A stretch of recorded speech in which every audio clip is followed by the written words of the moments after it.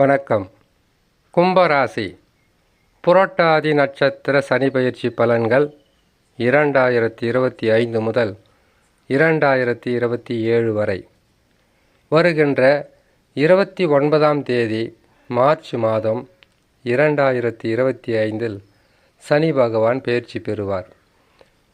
புரட்டாதி நட்சத்திரம் முதல் பாதம், 2ஆம் பாதம், 3ஆம் பாதங்களில் பிறந்தவர்களுக்கு கும்பராசி, 4ஆம் பாதம் மீனராசியில் வரும்.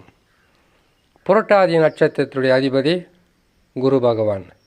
குரு பகவானே இந்த நட்சத்திரத்தின் அதிபதியாக இருப்பதினால் உங்களுக்கு பொறுமையும் நிதானமும், அது மட்டும் இல்லாமல் எவ்வளவு பெரிய பிரச்சனைகள் வந்தாலும் அதை உங்களுடைய அமைதியாலும் நிதானத்தாலும் வெற்றி பெறக்கூடிய மிகப்பெரிய ஒரு சக்தி படைத்த நட்சத்திரம்தான் இந்த புரட்டாதி நட்சத்திரம். எவ்வளவு சக்திகளாக இருந்தாலும், எவ்வளவு சக்தி வாய்ந்தவர்களாக இருந்தாலும், 7.5 சனி என்பது அஸ்திவாரத்தை ஆட்டி படைக்காமல் போகாது.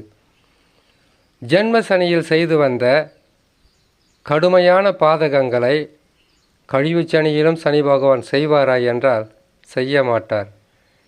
இருப்பதிலேயே மிகவும் கடினமான பாதக பலன்களை தருவது ஜென்மசனி, அஷ்டமசனி.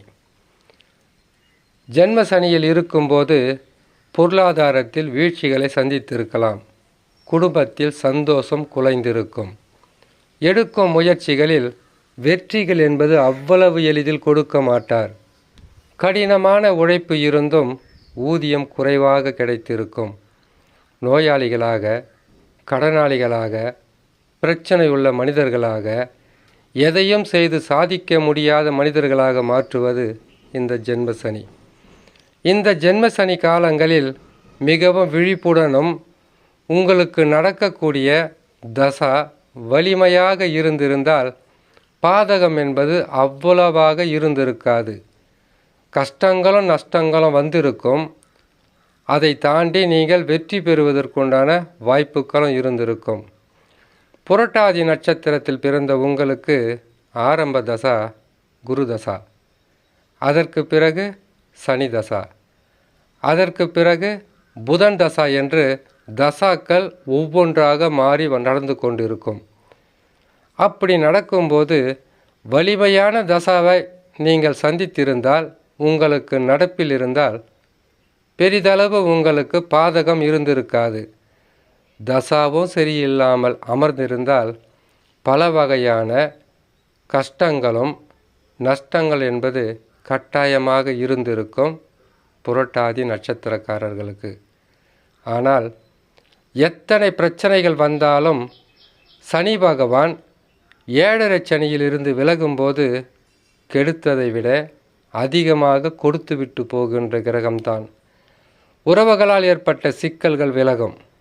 குடும்பத்தில் சந்தோஷம் சிறிது சிறிதாகத்தான் கிடைக்கும். உடனடியாக நற்பலன்கள் நடந்து விடாது. காரணம், குடும்பச்சனி, வாக்குச்சனி, தன கொடுக்கின்ற சனியாக சனி பகவான் இருப்பார்.